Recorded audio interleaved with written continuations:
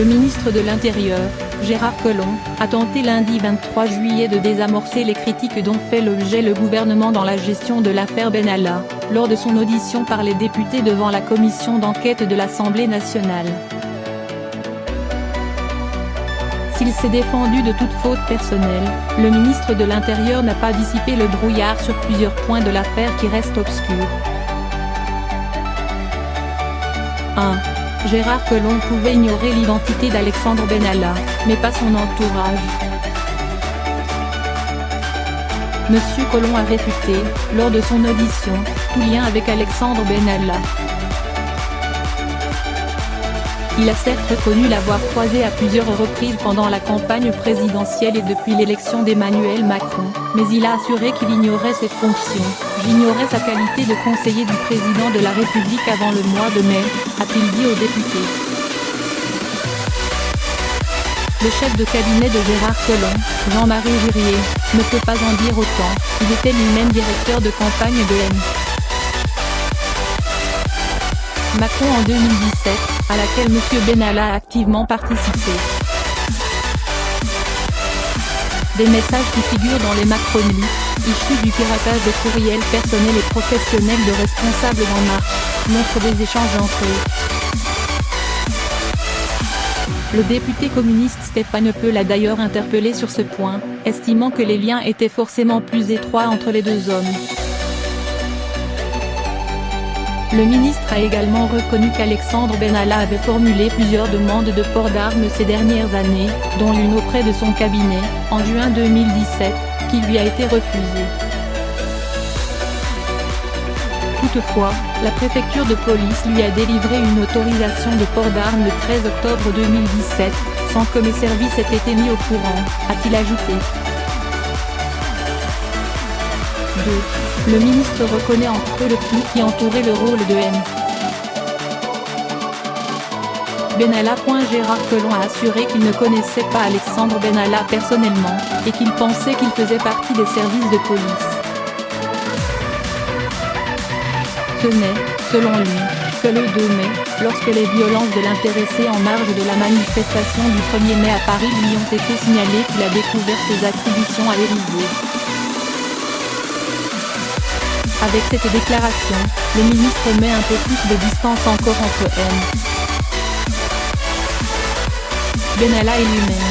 Il souligne en revanche entre eux que l'intéressé pouvait facilement passer pour un membre des forces de l'ordre, ce qui n'était pas moins, y compris auprès du ministre de l'Intérieur.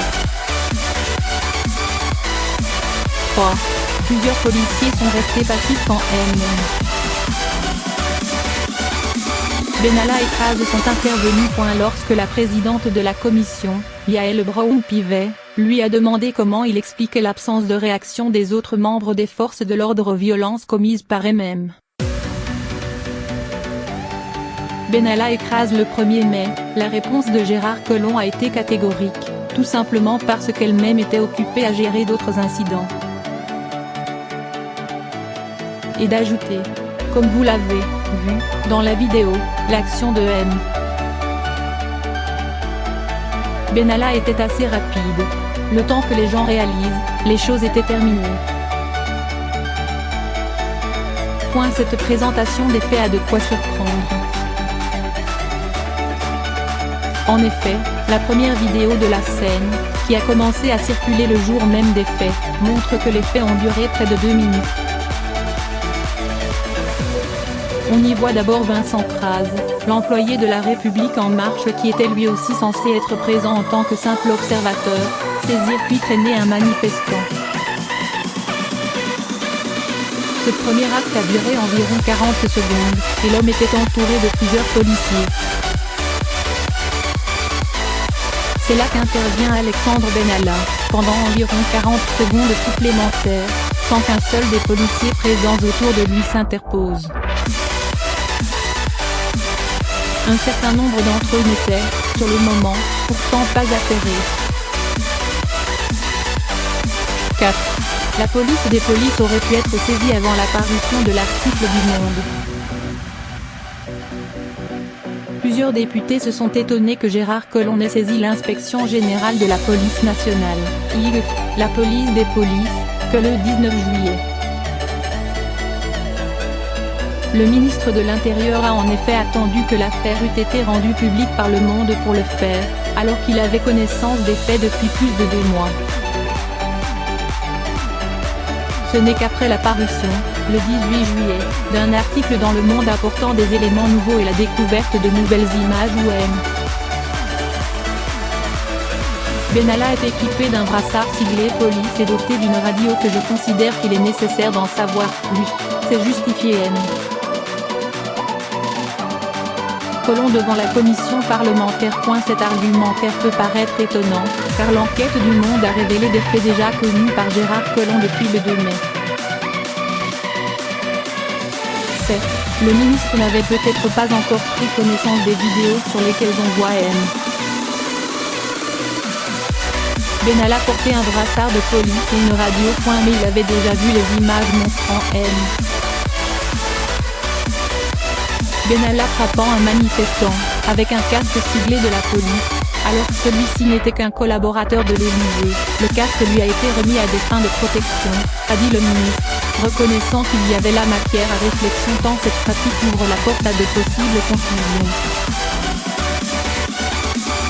Il apparaissait également que des policiers présents sur place auraient pu s'interposer.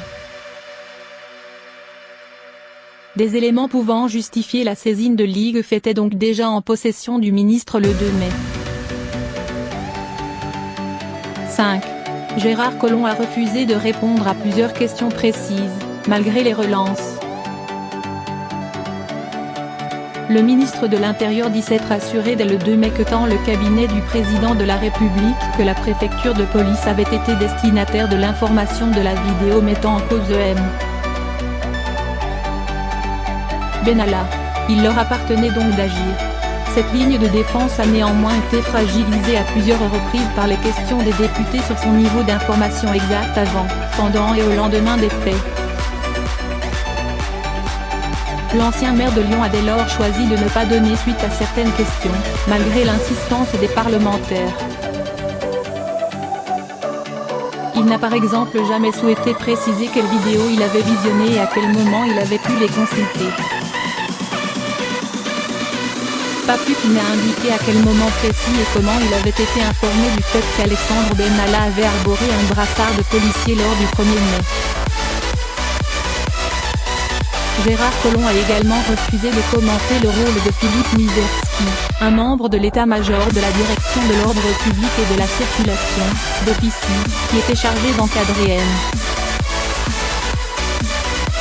Benalla le jour de la manifestation. Cet homme, qui apparaît lui aussi dans les vidéos, mais qui ne s'interpose pas, ne pouvait ignorer l'identité de Benalla. Enfin, le ministre n'a pas souhaité commenter les liens entre son directeur de cabinet, Jean-Marie Girier, et Benalla, tous deux impliqués dans la campagne d'Emmanuel Macron. 6. L'article 40 du Code de procédure pénale ne se limite pas aux liens hiérarchiques. Gérard Collomb s'est défendu d'avoir failli à ses responsabilités en ne signalant pas directement l'affaire à la justice. Selon l'article 40 du Code de procédure pénale, toute autorité constituée, tout officier public ou fonctionnaire qui, dans l'exercice de cette fonction, acquiert la connaissance d'un crime ou d'un délit est tenu d'en donner avis sans délai au procureur de la République et de transmettre à ce magistrat tous les renseignements, procès-verbaux et actes qui y sont relatifs. Mais le ministre a fait valoir qu'il ne lui appartient pas de transmettre un dossier au procureur, déclarant s'inscrire dans la lignée de l'AOC, prédécesseurs qui ne l'ont pour la plupart utilisé que pour des délits relatifs à la loi de 1881 sur la liberté de la presse, estimant qu'il appartient à son administration de le faire. À qui revenait l'obligation de déclencher l'article 40, lui a demandé Hervé Polignac, député socialiste de l'Ardèche. Je vous ai lu l'ensemble de la jurisprudence établie par mes prédécesseurs. Ce n'est pas le genre de problématique traitée par le ministre de l'Intérieur, a alors répondu Gérard Collomb, selon qui la décision appartient aux autorités directement supérieures à l'intéressé. Une déclaration pour le moins surprenante, la loi ne fixe aucune exigence en la matière. Dans l'esprit, ce texte vise au contraire à encourager le signalement de faits dont les agents publics ont pris connaissance dans l'exercice de leurs fonctions, quand bien même ils ne concernent pas des subordonnés.